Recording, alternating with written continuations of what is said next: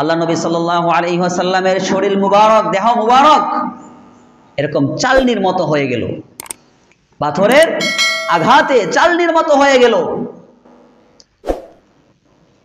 রাসূল আকরাম সাল্লাল্লাহু আলাইহি ওয়াসাল্লামকে এইভাবে যখন তায়েফ থেকে বিতাড়িত করতেছেন,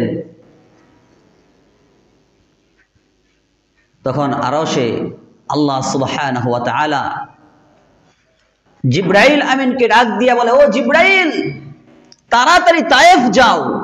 তায়েফ কোথায়? তায়েফ হলো দুনিয়ার জমিনে, মক্কার জমিনে। কেন যাব? আল্লাহ তাআলা বলেন যে রাসূলকে সৃষ্টি না করলে এই কুল কায়নাত, আসমান জমিন, আমি আল্লাহ তাআলা কোনো কিছুই সৃষ্টি করতাম না। আজ সেই রাসূলের উপর আঘাত করা হয়েছে, তার দেহ মুবারক রক্তে রঞ্জিত হয়ে গেছে।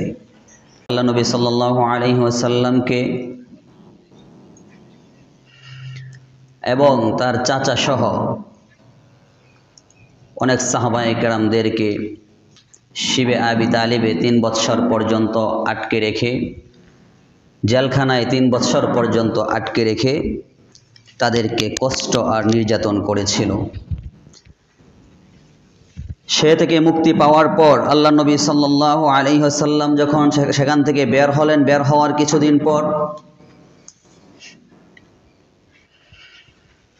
আল্লাহ নবী সাল্লাল্লাহু আলাইহি ওয়াসাল্লামকে যিনি যেরকম মুরগির বাচ্চাগুলোকে পাখনার নিচে ঢেকে রাখে, কাক থেকে রক্ষা করে, চিল থেকে রক্ষা করে, এরকম ভাবে চাচা আবু তালেব আল্লাহ নবী সাল্লাল্লাহু আলাইহি ওয়াসাল্লামের সামনে পিছনে ডানে বামে যত প্রকারের শত্রু ছিল, সমস্ত রকম শত্রু বাহিনী থেকে তাকে হেফাজত করতেন। সেই প্রিয় চাচা আল্লাহ নবী সাল্লাল্লাহু আলাইহি ওয়াসাল্লাম যখন শিবে আবি তালিব থেকে বের হলেন, চাচা বের হলেন, সমস্ত সাহাবায়ে কেরাম বের হলেন, যারাই ছিলেন। বের হওয়ার কিছুদিন পর আবু তালেব ইন্তেকাল করল। এই দুঃখ আর বেদনা আল্লাহ নবী সাল্লাল্লাহু আলাইহি ওয়াসাল্লাম বলতে না বলতেই, যে বাহিরে হাজারো পরিশ্রমের পর, হাজারো কষ্টের পর, দুঃখের পর আল্লাহ নবী সাল্লাল্লাহু আলাইহি ওয়াসাল্লাম যখন দাওয়াতে বের হইতেন, দাওয়াত দিতেন, মানুষের হাসি ঠাট্টা টিটকারি মশকরা কত রকমের গঞ্জনা দিত মক্কার কুরাইশেরা, মক্কার কুফফাররা।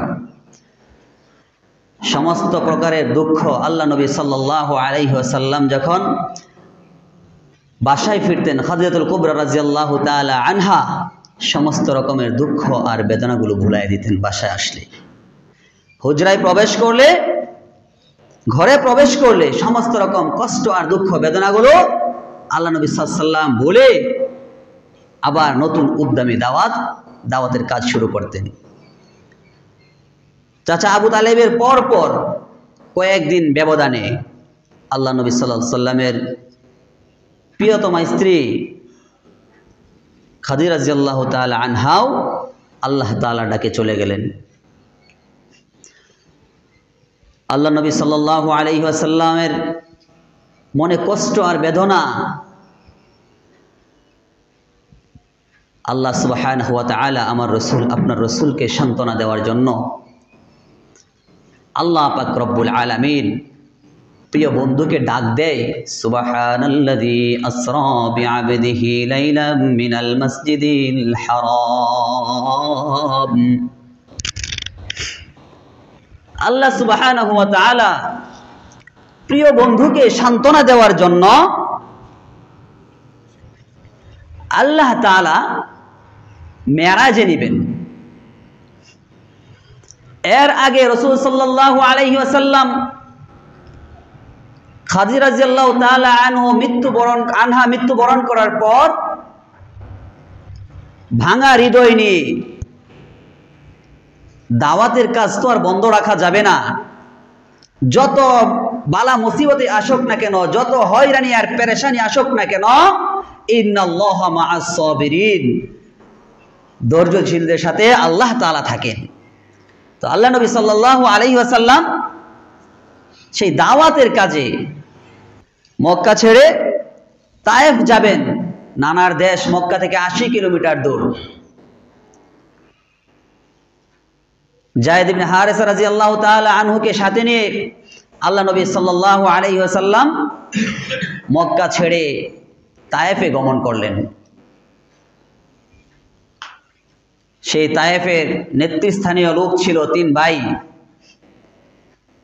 3 ভাইয়ের কাছে যখন সর্বপ্রথম দ্বীনের দাওয়াত নিয়ে গেলেন, তারা 3 ভাই এক এক রকমের কথা বলল। বিভিন্ন রকমের কথা বলে আল্লাহ নবী সাল্লাল্লাহু আলাইহি ওয়াসাল্লামকে এরকম ভাবে তায়েফ থেকে বিতাড়িত করলেন, তাড়িয়ে দিলেন। তায়েফে আর থাকতে দিলেন না। শুধু তাই নয়, তাড়িয়ে দিছে তাই নয়, আল্লাহ নবী সাল্লাল্লাহু আলাইহি ওয়াসাল্লামের পিছনে মক্কার যুবকদের, তায়েফের যুবকদেরকে, তায়েফের বালকদেরকে লেলিয়ে দিলেন যে মুহাম্মদ পাগল, তাকে তোমরা পাথর নিক্ষেপ করো। তায়েফের বালকেরা, তায়েফের যুবকেরা পাগল পাগল বলে আমার নবী, আপনার নবী জনাবে মুহাম্মদ রাসূলুল্লাহ সাল্লাল্লাহু আলাইহি ওয়াসাল্লামের গায়ে এরকম ভাবে বৃষ্টির মতো পাথর নিক্ষেপ করতে শুরু করলো। যায়েদ ইবনে হারেসা রাদিয়াল্লাহু তাআলা আনহু আল্লাহ নবী সাল্লাল্লাহু আলাইহি ওয়াসাল্লামের গায়ের পাথরগুলো এইরকম ভাবে ফেরানোর চেষ্টা করতেছিলেন। চতুর্পাশে যখন বৃষ্টির মতো আসে, কয় দিক দিয়ে ফেরাবে? আল্লাহ নবী সাল্লাল্লাহু আলাইহি ওয়াসাল্লামের শরীর মুবারক, দেহ মুবারক এরকম চালনির মতো হয়ে গেল, পাথরের আঘাতে চালনির মতো হয়ে গেল। রাসূল আকরাম সাল্লাল্লাহু আলাইহি ওয়াসাল্লামকে এইভাবে যখন তায়েফ থেকে বিতাড়িত করতেছেন, তখন আরশে আল্লাহ সুবহানাহু ওয়া তাআলা জিবরাইল আমিনকে ডাক দিয়া বলে, ও জিবরাইল, তাড়াতাড়ি তায়েফ যাও। তায়েফ কোথায়? তায়েফ হলো দুনিয়ার জমিনে, মক্কার জমিনে। কেন যাব? আল্লাহ তাআলা বলেন যে রাসূলকে সৃষ্টি না করলে এই কুল কায়নাত, আসমান জমিন, আমি আল্লাহ তাআলা কোনো কিছুই সৃষ্টি করতাম না। আজ সেই রাসূলের উপর আঘাত করা হয়েছে, তার দেহ মুবারক রক্তে রঞ্জিত হয়ে গেছে। আর তার দেহ থেকে যদি 1 ফোঁটা রক্ত জমিনে পড়ে, তায়েফের জমিনে পড়ে, কাল কিয়ামত পর্যন্ত তায়েফের জমিনে একটা ঘাস পর্যন্ত উৎপাদিত হবে না। তো রাসূলের রক্তের দাম কত?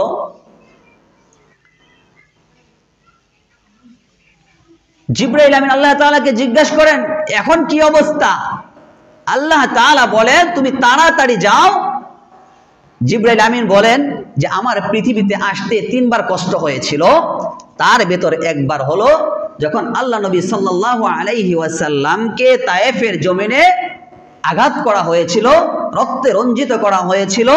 যে কেমন ভাবে কষ্ট হলো, যে আল্লাহ নবী সাল্লাল্লাহু আলাইহি ওয়াসাল্লামের শরীর থেকে 1 ফোঁটা রক্ত ছুটে পড়ে যাচ্ছে। এই মুহূর্তে আল্লাহ তাআলা বলেন, ও জিবরাইল, তাড়াতাড়ি তুমি গিয়ে এই রক্তের ফোঁটাটা ধরো, আর যদি রক্তের ফোঁটা জমিনে পড়ে যায় সমস্ত জমিন তামা হয়ে যাবে। জিবরাইল আমিন বলে, আমি 600 পাকা, 600 নূরের পাকা টান দিলাম, আর টান দিয়ে গিয়ে রাসূল সাল্লাল্লাহু আলাইহি ওয়াসাল্লামের শরীর থেকে যখন রক্তের ফোঁটাটা পড়লো, মাটিতে পড়ার আগে আমি জিবরাইল এই রক্তের ফোঁটাটাকে ধরে ফেললাম। সুবহানাল্লাহ। তাহলে কত সেকেন্ড লাগছে আইতে? 1 সেকেন্ডও লাগে নাই। আল্লাহ তাআলার সৃষ্টির কত পাওয়ার আল্লাহ তাআলা দিয়েছেন। বলতেছিলাম, তায়েফের যুবকেরা, তায়েফের বালকেরা যখন আমার রাসূল সাল্লাল্লাহু আলাইহি ওয়াসাল্লামকে এইরকম ভাবে কষ্ট দিতে দিতে তায়েফ থেকে তাড়াচ্ছেন, আয়েশা সিদ্দিকা রাদিয়াল্লাহু তাআলা আনহা জিজ্ঞাসা করলেন, ইয়া রাসূলুল্লাহ, ইয়া হাবিবাল্লাহ, উহুদের যুদ্ধ থেকে উহুদ যে আপনাকে কষ্ট দেওয়া হয়েছে, এর থেকে কি আরো কোনো কষ্ট, এর থেকে বেশি কোনো কষ্ট হয়েছে আপনার জীবনে কখনো? আল্লাহ নবী সাল্লাল্লাহু আলাইহি ওয়াসাল্লাম বলেন, তোমার গোত্রের লোকেরা, তোমার এলাকার লোকেরা আমাকে যে কষ্ট দিয়েছে তা তো দিয়েছেই, কিন্তু আমার সবচাইতে বেশি কষ্ট হয়েছিল সেই দিন যেই দিন আমার নানার দেশের লোকেরা, তায়েফের লোকেরা, তায়েফের বালকেরা, তায়েফের যুবকেরা যখন আমাকে পাথর নিক্ষেপ করতে করতে তায়েফ থেকে বিতাড়িত করছিল, সেই দিন আমার সবচাইতে বেশি কষ্ট হয়েছিল। যখন আমি তায়েফ থেকে বের হয়ে যাচ্ছিলাম, আমার কোনো হুঁশ ছিল না, আমার হুঁশ ছিল না। আল্লাহ নবী সাল্লাল্লাহু আলাইহি ওয়াসাল্লাম বলেন, এত মার আমাকে মেরেছে যে আমার কোনো হুঁশ ছিল না। যখন তায়েফ থেকে ফিরে আসছিলাম, কারনুস সালিব নামক স্থানে যখন আসলাম, তখন আমি কিছুটা হুঁশে আসলাম, আমার কিছুটা হুঁশ ফিরলো। আমি আসমানের দিকে তাকাইলাম। মুসলমান তো কোনো বিপদে পড়লে, মুসিবতে পড়লে আসমানের দিকে তাকাবে, আল্লাহ তাআলার সাহায্য কামনা করবে। আল্লাহ নবী সাল্লাল্লাহু আলাইহি ওয়াসাল্লাম বলেন, যখন আমি আসমানের দিকে তাকালাম, আসমানের দিকে তাকিয়ে দেখি, আসমানের দিকে আমি তাকিয়ে দেখি যে আমার উপর একখণ্ড মেঘ ছায়াপাত করে আসছে। সুবহানাল্লাহি ওয়া বিহামদিহি। একখণ্ড মেঘ আমার উপর ছায়া দিয়ে আছে। সেই মেঘের ভেতর থেকে আওয়াজ আসতেছে, ইয়া রাসূলুল্লাহ, ইয়া হাবিবাল্লাহ, তায়েফের লোকেরা আপনার সাথে যে ব্যবহার করেছে, যে আচরণ করেছে, এখন আপনি বলুন যে আমরা কি করব। জিবরাইল আমিন রাসূল সাল্লাল্লাহু আলাইহি ওয়াসাল্লামকে ডাক দিয়ে বলে, এখন বলুন কি করব তাদের ব্যাপারে, আপনি যা সিদ্ধান্ত দিবেন, যা বলবেন তাই হবে। জিবরাইল আমিন বলেন যে আমার কাছে, আমার সাথে এরকম তায়েফের দুই পাশে দুইটা পাহাড়, বড় বড় দুই পাহাড়ের ফেরেশতারা হাজির হয়ে আছে, আপনি বলুন দুইটা পাহাড়কে একত্রে মিলিয়ে দেব। দুই পাহাড় একত্রে মিলিয়ে দিয়ে এরকম তায়েফবাসীকে ধ্বংস করে দিব। রাসূল সাল্লাল্লাহু আলাইহি ওয়াসাল্লাম বলেন, না না না, আল্লাহ তাআলা আমাকে পাঠাইছেন, ওমা আরসালনাকা ইল্লা রাহমাতাল লিল আলামিন, আল্লাহ তাআলা আমাকে এই পৃথিবীতে প্রেরণ করেছেন সারা বিশ্বের জন্য রহমত স্বরূপ।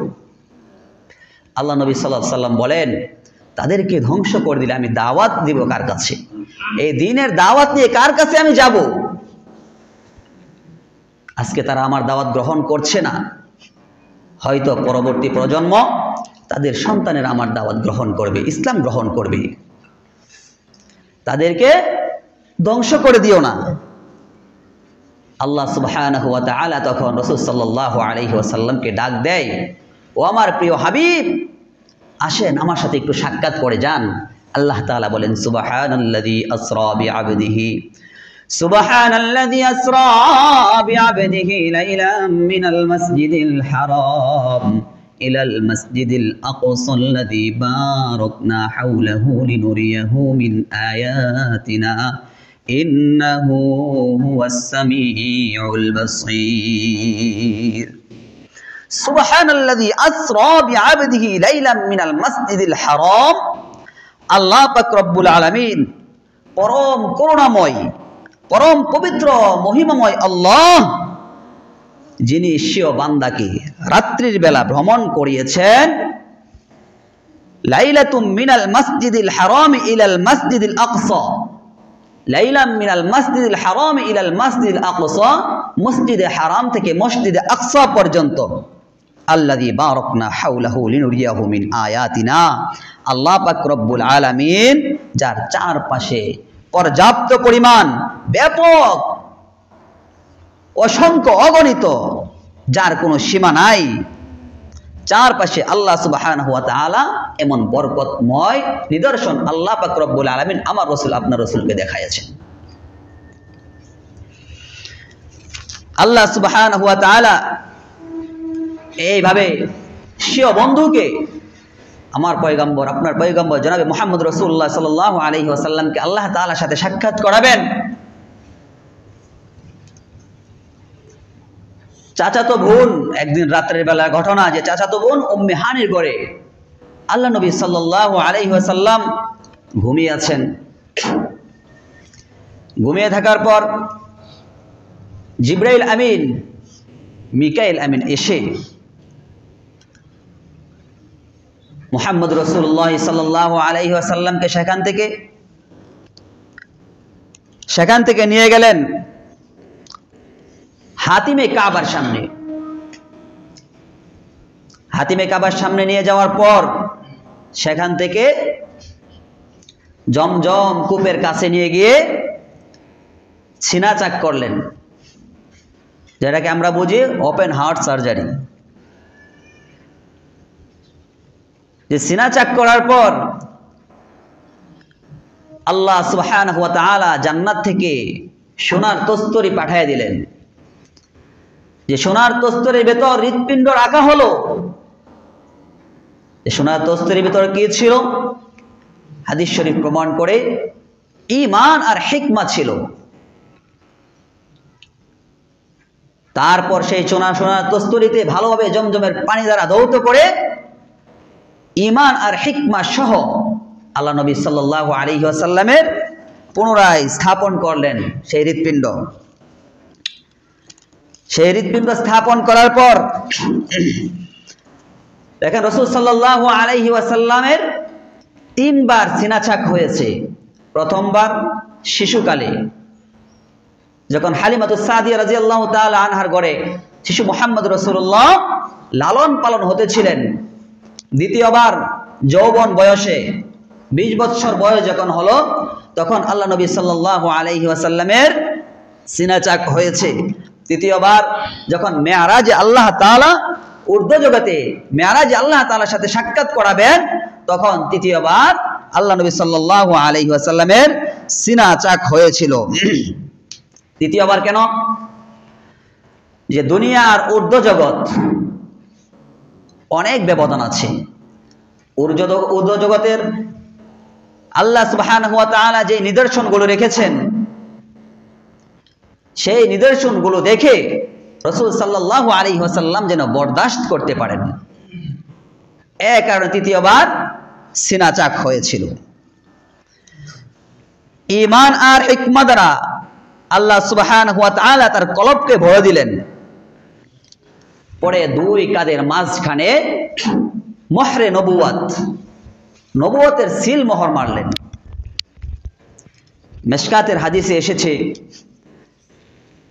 এক সাহাবী আল্লাহ নবী সাল্লাল্লাহু আলাইহি ওয়াসাল্লামের এরকম পিঠে গর্দানে হাত দিয়ে দেখলেন যেটা একটা ছোট কবুতরের ডিমের মতো, ছোট কবুতরের ডিমের মতো মোহরে নবুয়ত, যেটা প্রত্যেকটা নবীর একটা সিল মোহর থাকে নবুয়তের, যে আমি তোমাকে নবী বানাইলাম, আল্লাহ তাআলা একটা সিল মাইরা দেন নবীকে। এখন দেখেন গত 150 বছর পূর্বে আল্লাহ নবী সাল্লাল্লাহু আলাইহি ওয়াসাল্লাম আরো 1400 বছর আগে বলে গেছেন যে আমার পরে আরো 30 জন নবী, আরো 30 জন নবুয়ত দাবি করবে। আল্লাহ নবী সাল্লাল্লাহু আলাইহি ওয়াসাল্লাম বলেন, আনা খাতামুন নাবিয়িন লা নাবিয়্যা বাদি, আমি হলাম শেষ নবী, আমার পর আর কোনো এই জমিনে পৃথিবীতে আর কোনো নবী আসবে না, আর কোনো পয়গম্বর আল্লাহ তাআলা পাঠাবেন না। আনা খাতামুন নাবিয়িন, আমার পর্যন্তই নবুয়তের দরজাকে আল্লাহ তাআলা খতম করে দিয়েছেন, বন্ধ করে দিয়েছেন। এরকম ভাবে অনেকেই নবুয়তের দাবিদার হয়েছে, নবী দাবি করেছে। শেষ এসে গোলাম আহমদ কাদিয়ানী, শেষে গোলাম আহমদ কাদিয়ানী এসে নবী দাবি করলো গত 150 বছর আগে।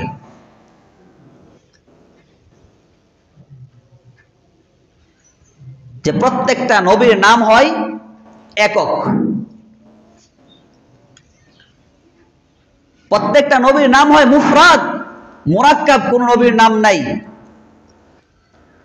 আপনি তাকায় দেখেন, আদম একক নাম, এক শব্দে আপনি বলতে পারবেন আদম, শীস, এরকম ইদ্রিস, মূসা, ঈসা, শীস, এরকম ইয়াহইয়া, জাকারিয়া, আপনি যত নবীর নাম বলবেন মুহাম্মদুর রাসূলুল্লাহ একক, এর সাথে সংযোগ কোনো নাম নাই, কোনো নবীর নাম পাবেন না।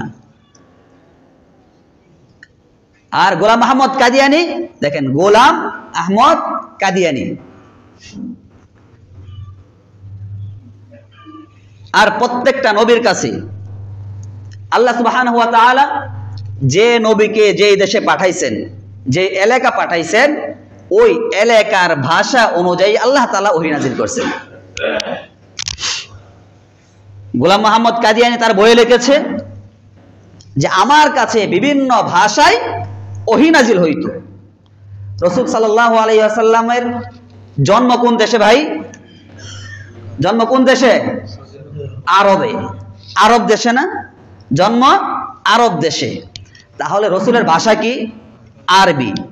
আল্লাহ তাআলা ওহী নাযিল করছেন ইংলিশ ভাষা, তাই না? বলে না, আল্লাহ তাআলা ওহী নাযিল করছেন আরবি ভাষা। তাহলে গোলাম আহমদ কাদিয়ানী কি বলে? সে বলে আমার কাছে এক সময় উর্দুতে, পাকিস্তানি, আমার কাছে এক সময় উর্দুতে ওহী নাযিল হইতো, এক সময় ফার্সিতে ওহী নাযিল হয়েছে, এক সময় ইংলিশে ওহী নাযিল হয়েছে। এটা কি সম্ভব? যে আল্লাহ তাআলা যে নবীকে যেই দেশে পাঠাইছেন, যে এলাকা পাঠাইছেন, ওই এলাকা ওই দেশের ভাষা অনুযায়ী আল্লাহ তাআলা তার কাছে ওহী নাযিল করছেন। এখন গোলাম আহমদ কাদিয়ানীর কাছে 3 ভাষা, 4 ভাষা, 5 ভাষা ওহী নাযিল হয়েছে। শুধু তাই নয়, কোন নবীকে আল্লাহ তাআলা লাঞ্ছনা অবস্থায়, লাঞ্ছিত করে, অপমান করে, অপদস্থ করে মৃত্যু দেন নাই। এখন আপনি বলবেন, আমরা তো জানি অনেক নবীকে ইহুদিরা শহীদ করেছে, অনেক নবীকে মানুষে হত্যা করেছে। হ্যাঁ, হত্যা করেছে। শহীদ হওয়া কি এটা অপমানের কিছু? হ্যাঁ, শহীদ হওয়া অপমানের কিছু না। আল্লাহ তাআলা বলেন শহীদরা মরে না, তারা কবরে জীবিত, আল্লাহ তাআলা তাদের কাছে রিজিক পৌঁছান। তাহলে কোন নবীকে আল্লাহ তাআলা অসম্মানজনক অবস্থায় মৃত্যু দেন নাই। নবীদের আরেকটা বৈশিষ্ট্য হলো, নবী পয়গাম্বর যারা যেখানে ইন্তেকাল করবেন সেখানেই তার দাফন হবে। আমাদের নবী আয়েশা সিদ্দিকা রাদিয়াল্লাহু তাআলা আনহার হুজরায় ইন্তেকাল করছেন। নবীর দাফন কই হয়েছে? মক্কায়। নবী মারা গেছে মদিনায়, দাফন কই হয়েছে? মদিনায়। যেখানে ইন্তেকাল করছেন, যেখানে ওফাত গ্রহণ করছেন, সেখানেই দাফন হয়েছে। তাহলে গোলাম আহমদ কাদিয়ানীকে কয়েক হাজার মাইল কিংবা কয়েকশো মাইল দূরে থেকে আইনা পাকিস্তানে এক জায়গায় দাফন করছে। যে বলতেছিলাম, কোন নবী অসম্মানজনক অবস্থায় মৃত্যুবরণ করে না। গোলাম আহমদ কাদিয়ানী কিভাবে মৃত্যুবরণ করেছে? সে বাথরুমে গেছে, বাথরুমে মলত্যাগ করার জন্য বাথরুমে যাওয়ার পর সেই বাথরুমের পড়ে মৃত্যুবরণ করছে।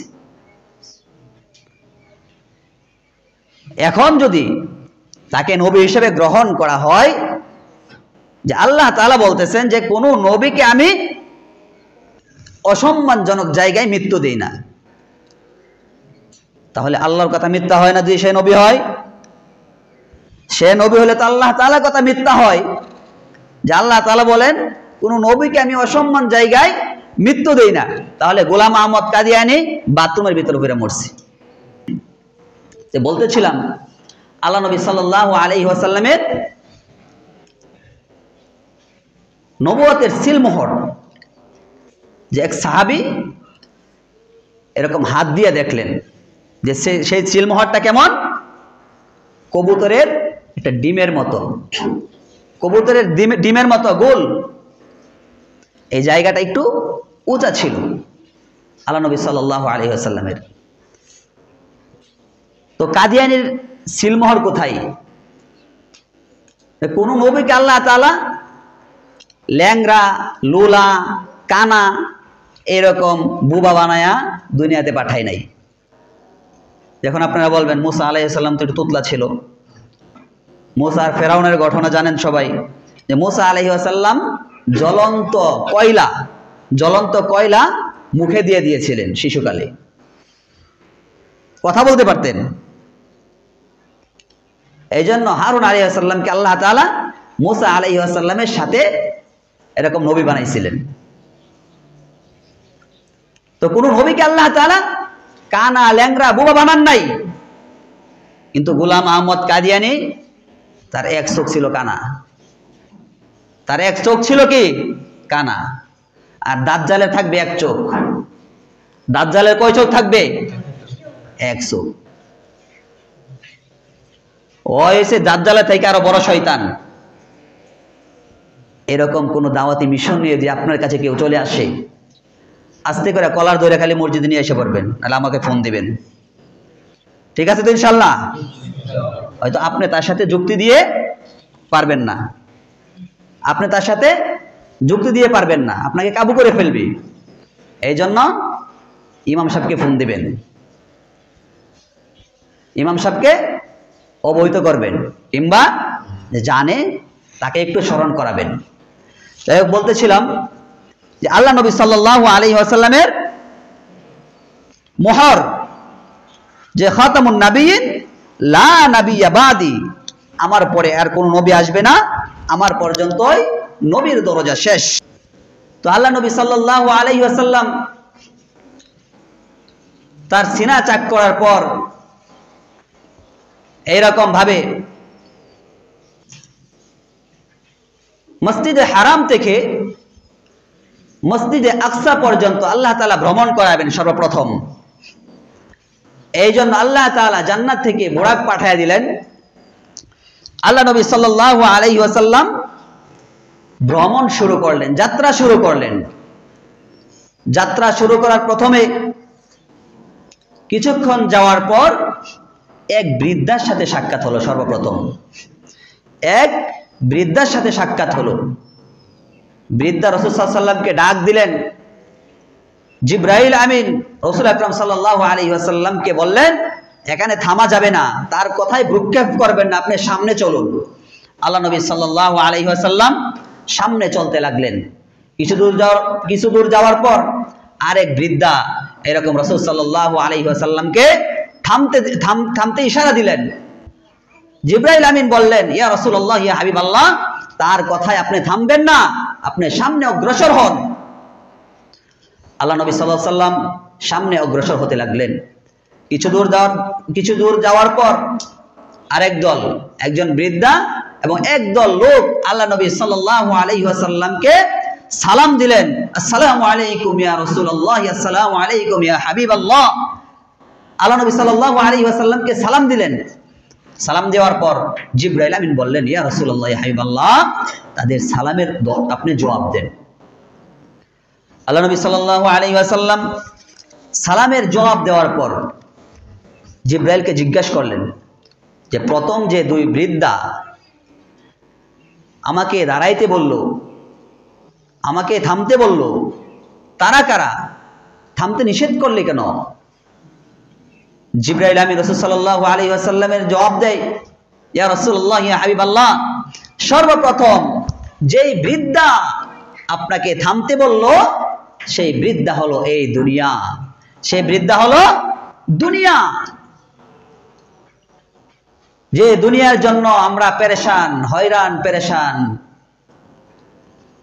জিবরাইল বলেন, আপনি যদি সেই বৃদ্ধার কাছে থামতেন তাহলে আপনার সমস্ত উম্মতগুলো একদম 24 ঘন্টা দুনিয়ামুখী হয়ে থাকতো।